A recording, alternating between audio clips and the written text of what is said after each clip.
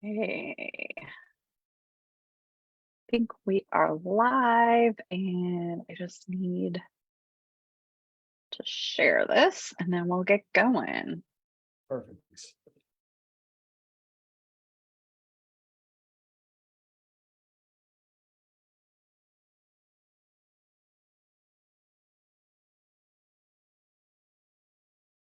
All right, if you're already tuning in, drop us a comment, let us know where you are joining us from.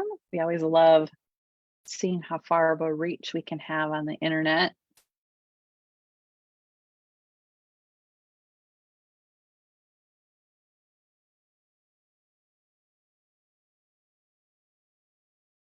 Right, here we go. All right. I think we are streaming everywhere now. So welcome everybody to our monthly TBI talk. I am here with Dr. Perry Maynard from Integrated Brain Centers in Denver, Colorado. And today we're going to talk about the brain-gut connection, something I've been seeing come up a lot in our Facebook group. A lot of people asking, like, do you have gut problems after your brain injury? So we have Dr. Perry here today to talk all about it, because it's actually quite common, right, Perry? It's extremely common, and I think it's getting more recognition. I mean, you see gut brain stuff everywhere, almost sometimes too much, but it is a really good conversation. I think kind of like we've talked about in other things, and I just chatted with another patient, is it's really important because so much of healthcare and medicine is so specialized that the neurologist doesn't really communicate to the gastroenterologist, and the Right. gastroenterologist doesn't really communicate to the neurologist, and so on and so forth. And hopefully today we will show the massive connection, and that patients are not crazy when they suffer brain injury and all of a sudden they say, I can't eat wheat anymore, or I can't eat dairy, or I Yep. have diarrhea, I have constipation, I have bloating, and it all started after brain injury. Hopefully we can clear up some of the reasons and mechanisms of how that can occur. And it just becomes like a vicious cycle of how the gut can then further perpetuate neurological symptoms even. Hmm. I finally went gluten-free. It's been over a year now, but it took me a long time to get there. Um, I loved my breads and pastas, which I have to say the pastas in the gluten-free world are just as lovely as regular. And they're better for you. They actually have protein in them. Um, but it was hard for me to make that transition, and I finally made it. And immediately, well, within like 2 weeks, I noticed, like, I went down a ring size in my fingers. Wow. My watch band I had to tighten up just from, inflammation, losing that inflammation. Mhm. So that was huge. And now when I do eat it, I was recently on a trip and they took me to a fancy restaurant and they brought out, the basket of bread, the fresh baked bread. And Good. they're just little slices. They're like, oh, I'm gonna have a cheat day. I'm just gonna have it. Yeah. And holy crap, Perry, the next morning I had I had a headache that felt like a hangover, which Mhm. I don't drink alcohol anymore, so I know it wasn't that either. Um, and it was unbelievable, the headache, and just like I was just achy everywhere too. And I'm like, okay, that's all the reminder I needed. I don't need to be eating this anymore. And I know so many doctors think it's a bunch of crap. They don't believe that gluten causes any of these problems. And so people are getting all these conflicting, stories. And I know not everybody is sensitive to gluten, but a lot of us are, especially after brain injury, like you said. So Mhm. so yeah, let's dive into it. Yeah. So, when we're thinking about the gut brain connection, I think two things we want to think about is one, ultimately, is the brain's control of the gut. So, kind of talking about what does the brain do in regards to gut function, and then ultimately, how does the gut then respond back to the brain, right? So, when we look at the brain and its control over gut function, there's a few different things. So one is when we think, let's say, of digestion. So we have different phases of digestion. and we have a kind of a brain phase of it, right? In that I'm prepping food, I see food, I smell food, and then ultimately I taste food, right? And this is all heavily stimulating neurological feed-forward reflexes to say, let's start increasing secretion of stomach acid, let's start increasing digestive enzymes, let's start getting the gut turned on, right? So right off the bat, we know that the brain plays a huge role in different phases of digestion, right? Just our ability to break down food. What the gut also plays a role in is things like gut motility, right? So my ability for my gut to produce what's called peristalsis, right? To move food. And this is very common where you see people suffer brain injuries and develop things like constipation, or even in more extreme cases, what's called gastroparesis, which is like paralyzation of that peristalsis movement. And then another big That's thing, got to be miserable. terrible. And then another big thing is like mucus secretion, right? So all these things are under the brain's Yeah. control.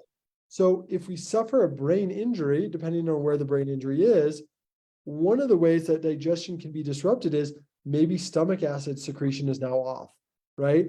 Or my ability to smell the food, to taste the food is off. So that neurological reflex to control my digestion is off. So if we think about that, right, what are some of the symptoms that so when we eat food, we know that we break down carbohydrates first in our mouth. So we have amylases and things like that that start to break down carbohydrates.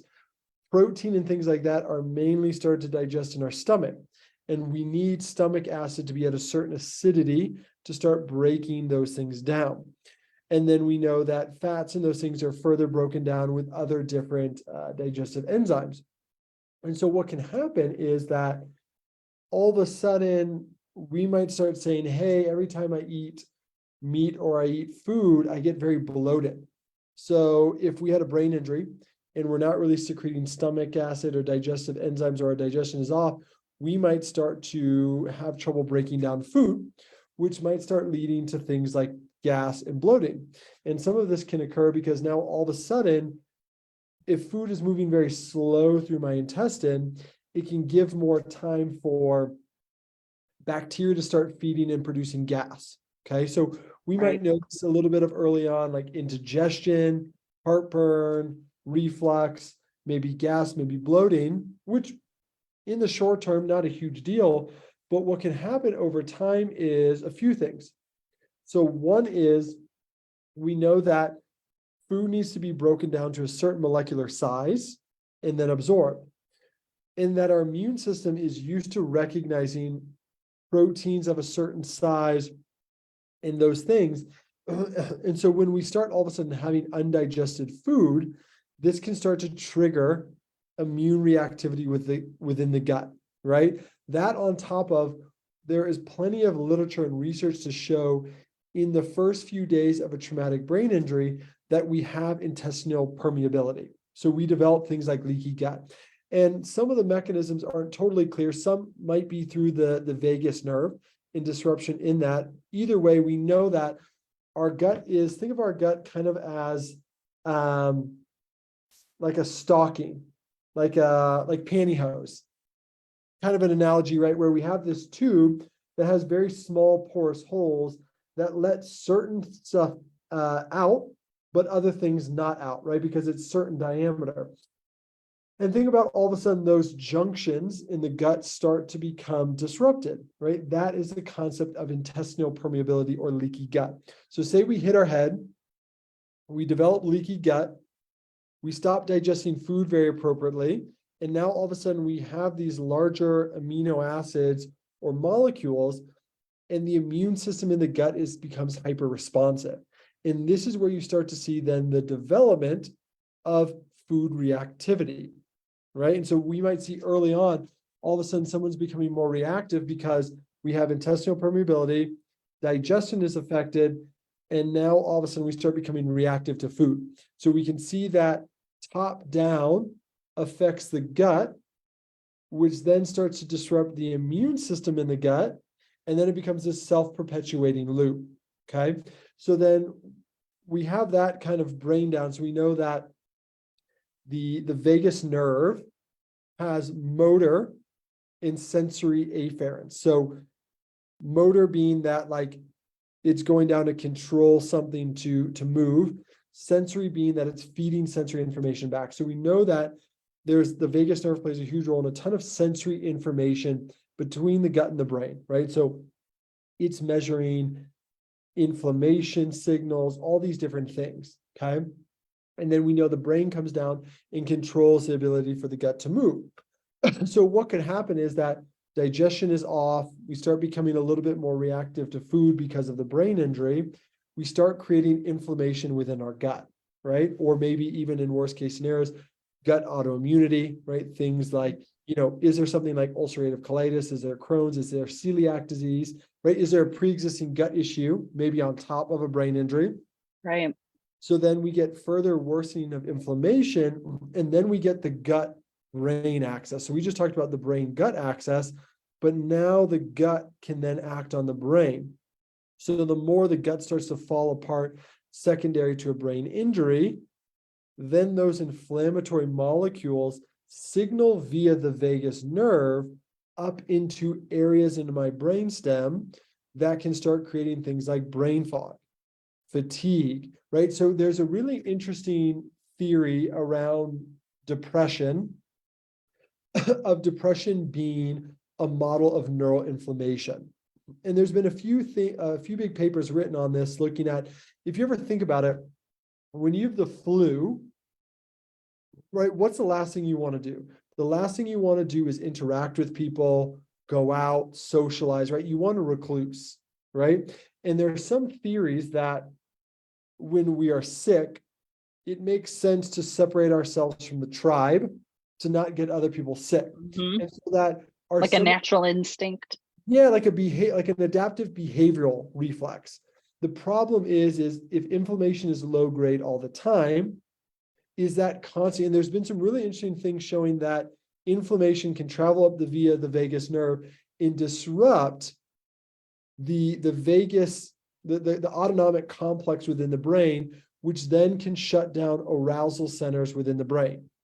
And so you can see inflammation can then alter all these things that have to do with executive function, mood, all those different things. And this is where you see things like vagal nerve stim becoming popular, because the thought is they can help to reset that. So now you're seeing the development of dysbiosis, right? And we know that dysbiosis can further cause gas, bloating. This gas and bloating can further open up some of the valves within the gut that can allow bacteria to translocate from the large intestine to small intestine, produce things like SIBO, right? Which we know a lot of people have. And then those produce, once again, more inflammation, which then can travel that via that vagus nerve and start to create neurological reflexes.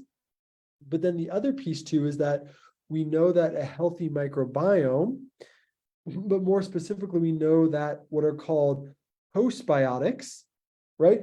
And these are things that our gut bacteria produce, right? These are things like short chain fatty acids. So butyric acid is one of the main ones. So we eat food or we eat fiber. Certain fiber is digested by gut bacteria. Gut bacteria produce short chain fatty acids. And then those are really protective in the gut for colon cancer, autoimmune diseases, but they're also very protective from a neuroinflammation model. So we have a brain injury. My brain's communication to my gut becomes disrupted. I produce leaky gut. I start to develop digestive issues. This creates a unfavorable state in my gut, which then changes its feedback to my brain, which then can further perpetuate the vicious loop, right? Of brain fog, nausea, depression, mood issues. And then that further worsens the brain's control, and it just becomes truly this loop of brain to gut and gut to brain.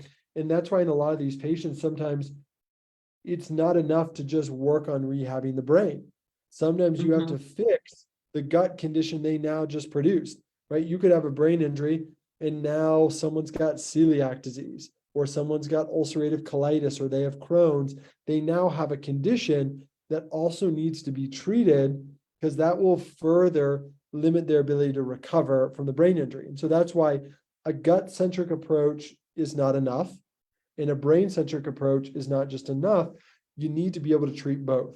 And you need to be able to get the gut under control, but also heal the brain so that things just don't unfold again.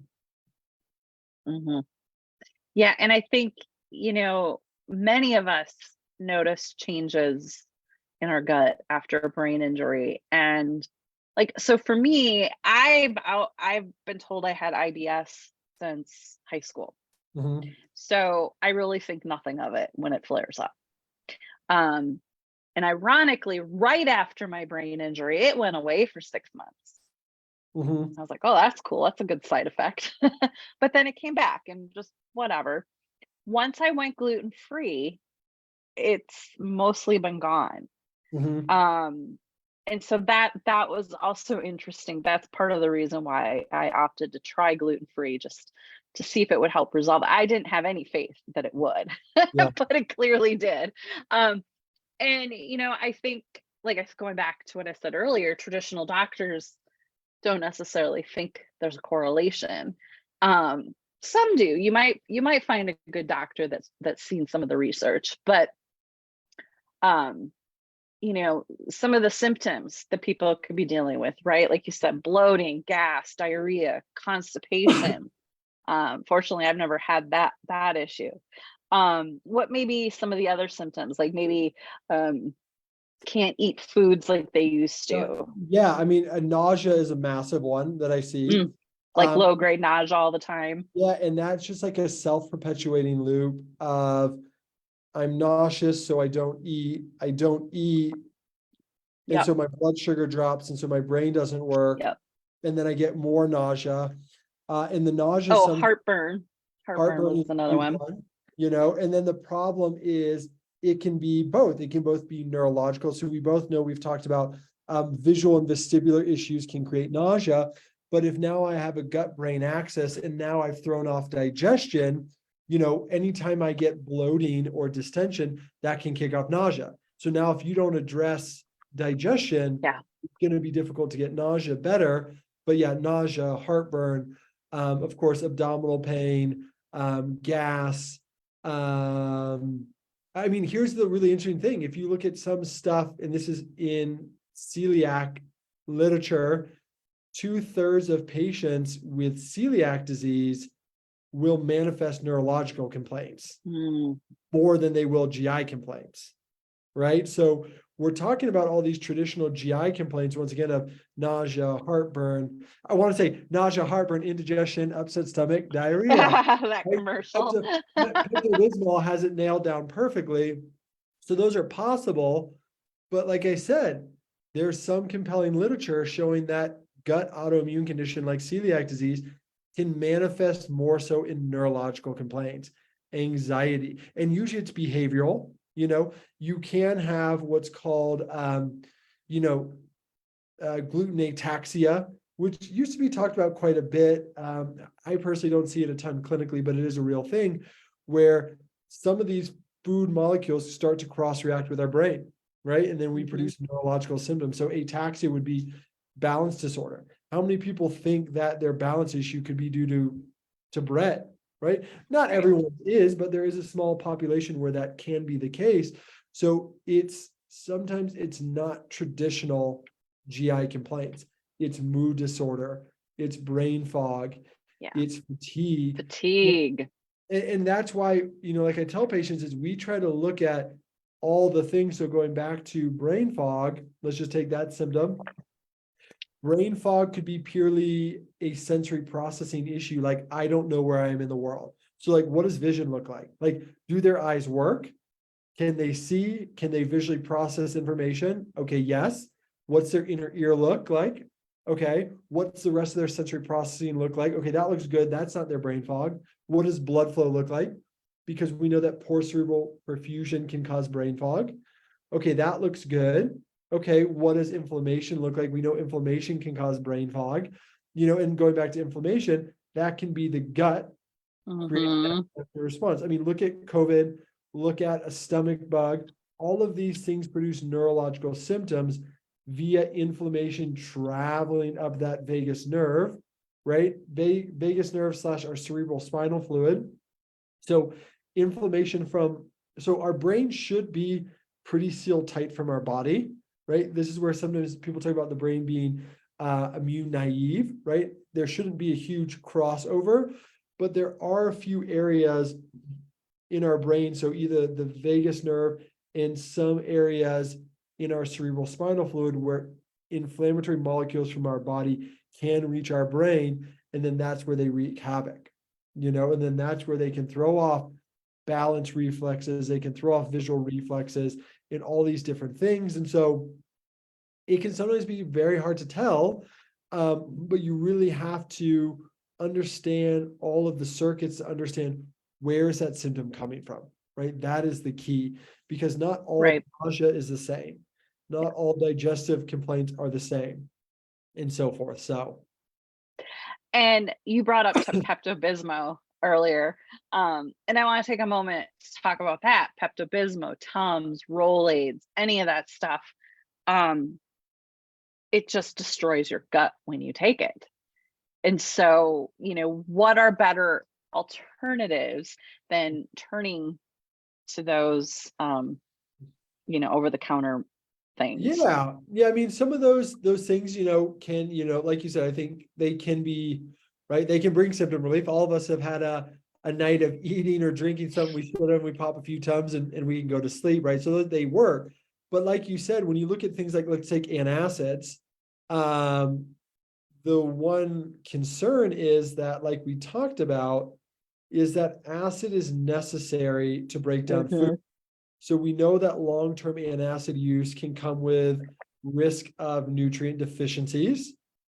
It can come with, especially like B12 deficiency. And when we look at B12 deficiency, you can look at neurological complaints from that. So like I've had patients develop ataxia, balance, cognitive complaints secondary to long-term PPI use because it created a B12 deficiency and created a neuropathy. Now that's more rare, but so we know that those things, it's just like everything in healthcare, right? We take these mechanisms and we're like, stomach acid, bad, get rid of it. Your heart rate's fast because you have POTS. Let's inhibit that. Okay, you're good to go. These things are signs of They're just putting a Band-Aid. Yeah, there's things of signs going on. And once again, there are some patients who have such dysfunctional esophageal issues where like they need those things and they're past, alternative care at that point. So there are people where it can be really beneficial, but that's where, when we look at, once again, heartburn and indigestion, the question is, do they have hyperchlorhydria, so high stomach acid, or do they have hypochlorhydria?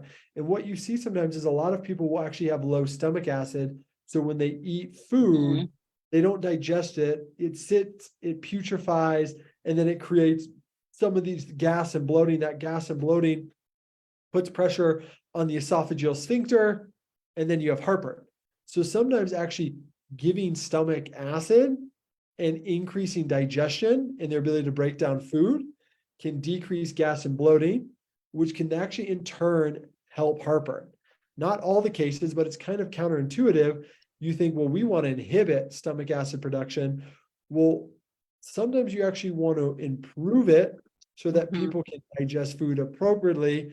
So it's case by case. Sometimes you want to do things to increase stomach acid or, digestive enzymes, or, there's all sorts of different things to, or do we want to regulate inflammation? And so going back to answering your question is, we have to figure out what is it that's wrong with them. And we need to move away from this model of just over-the-counter aids that just soothe everything, right? Yeah. Don't get me wrong. Want to get to the root. Yeah, I'm thankful for those things in the time where you need them in a pinch, but it's even looking at, like you said, supplements.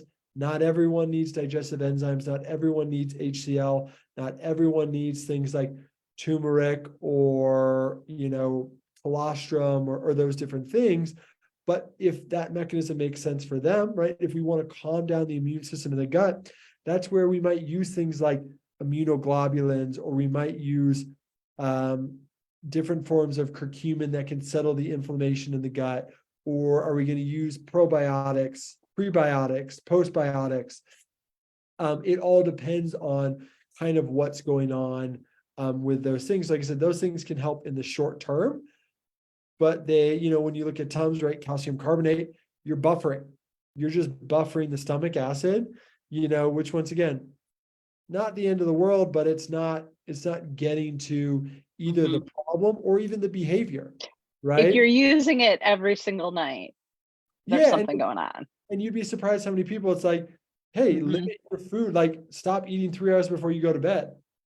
And the amount of people whose heartburn and indigestion goes away. I mean, that's the problem. If you look at your gut too, your gut has a circadian rhythm. So your gut's really active in the morning, not very active at night.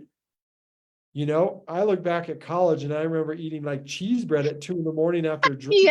Oh God, good Lord. Like, but if I do that after drinking, if I do that now, my gut is like, no, thank you, because it's turning off, right? It's not meant to break down that food. So we even have to look at different things like that. So even behavioral things, there's so many behavioral patterns that people have where it's perpetuating the problem. And it's such a hard thing because these things are such emotional ties, right? Like I do not envy our nutritionist, like the person who has to have the conversation of not eating foods or not drinking. Like, I mean, my sister has, celiac disease, and one of the hardest things is like the emotional struggle. Like we love, like eating out is a big part of her life. Traveling is a big part of her life. It is really difficult to travel and be gluten, and do those things. And so and part of this as well is working on that piece, because we know that stress can further worsen the gut. And it's not always as simple as don't eat this, do this, because sometimes that creates more emotional stress and that makes the gut even worse. So I wish it was as simple as that, but people have such an emotional tie around food. I know I do. I love eating out. I love going to try new restaurants, drinking wine, all these things that I'm like, probably not the best for me sometimes. And that's why it's so hard to get people to remove those things. And I know, so I've had to give up so much in the last few years. I gave up alcohol, then I was forced to give up caffeine, and then I had to give up gluten. And now I'm trying to not eat 3 hours before bed, but I go to bed at 9. So that's 6 o'clock. That's early. And that's really hard because like that's typically when you eat dinner. And like I'm the type, I want to have a little snack while I'm watching my Netflix. So again, that's like an emotional behavior attachment. And so I'm trying really hard, and I do feel better when I don't eat. So I'm trying to supplement that with like herbal teas and stuff like that. So at least I'm having that warmth or something. But it's hard. It's hard to make those big changes. Yeah, it's hard. And like you said, some of it is just the ritual. My girlfriend recently stopped drinking. I mean, she hasn't drank in like 3 months. And it's the same thing, man. The amount of money she spent on NA beverages, some of them aren't bad, but I always joke with her, because it's about the ritual. It's about the act of like people around me are having a drink. Like I want to have something in my hands. I want to have a taste. Those things are so important. And so many doctors too also don't have a ton of empathy, and they're just like, well, you can't eat this, and like no questions about it. I've some pretty prominent people in this field, and I get it, but sometimes I'm like, come on, like you have to have a little more empathy for these people. They're like, it's hard. No ifs, ands, or buts, don't even question it. And it's like, well, easy for you to say, man. Like, you don't want to, like I said, create so much. And the other piece too, I think that is important, you mentioned earlier, is I'm very hesitant to also say this food's bad, this is good, right? It's kind of like gluten and wheat. Like, in my opinion, granted, you could argue with what we've done with modern agriculture, but like we should be able to eat a diverse amount of food. So really my goal is actually, and I know Dr. Karazian mentions this as well, is like the goal should actually be to increase the variety of food people are eating. You may need to eliminate things, and maybe some things just never can be brought in, but the goal should be to make a person more tolerant, right? Yeah. Not take more away from them, not say you can't eat this, you can't do that, you da da da da da, right? Then that leads to people not going out with friends. Then they get more depressed, and it's like, well, didn't they come to you because they have depression? Right.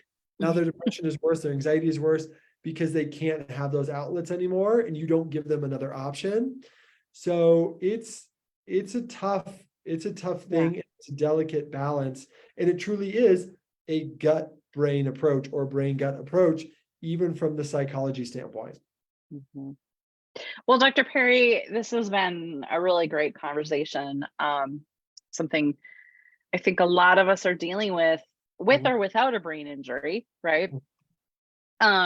So anyone that would like more information on working with Dr. Perry or Dr. Stedman, you can go to integratedbraincenters.com, which I do have a link below this video. But Perry, tell us a little bit. I know they can schedule a free consultation with you, but tell us a little bit about that and then working with you. Yeah. So we offer everyone a free 30-minute consultation that can be done in person, over the phone, or even telemedicine. This is just a really great opportunity to review one case, to see if there are some things that we can add, or even sometimes, depending, I talk to people all around the country. Sometimes it's to even help people find the right providers in their neck of the woods, right? Whether that's New York, Boston, Florida, California, wherever it may be. But we also work with a ton of patients in the Colorado area, but also, like I said, around the country. We have patients that fly in from all around the country, but also sometimes with more GI issues and metabolic issues. Sometimes a lot of that stuff can be worked on from afar, right? So, we can do things with telemedicine, and we can do things virtually. We work with people all around, with a lot of our individuals who are suffering from brain injuries. We will sometimes have people come in from out of state where we'll do, intensive rehab, for their concussion or their brain injury, try to get them stable, and then get them a really good plan once they get home, or find providers to kind of continue care, because a lot of these people are just lost and they don't know Yeah. where to go. And sometimes the best first step is just figuring out what is the plan, right? And that's the thing to be wary of, right? There's a lot of people doing intensives, and a lot of times you just see the miracle story, right? And Right. people, I'm going to go 5 days and I'm going to be cured of all ails. Do I have patients in 5 days they feel significantly better? Yes, but not all of them. A lot of them is just like, oh, Yeah. I'm starting to get relief. I have found something that is now working. No one sees the month to year long follow-ups, right? Mhm. I was chatting with another doc about this, about Dr. Carrick. I mean, the father of functional neurology, who is amazing, but a lot of times you don't see the follow-up. You don't see the 3-month follow-up, the 6-month Mhm. follow-up, the year-long follow-up. And so I think for anyone out there, just be weary of anywhere where it's like, we're going to fix you in 5 visits and there's Yeah. no follow-up. Yeah. Like, it's a brain injury we're talking about. It's a human body. Like, people need time and people need long-term support. And I think that's where we're really different, is we really give that long-term care that people need, versus this kind of quick fix that is being sold out there. Yeah. And I mean, I still come out and see you once a year, and every time we seem to clear something up. So, Yeah, definitely. well, Dr. Perry, thank you so much for being here. I appreciate you taking the time, and we will see you all again next month. Awesome. Thank you so much, Amy.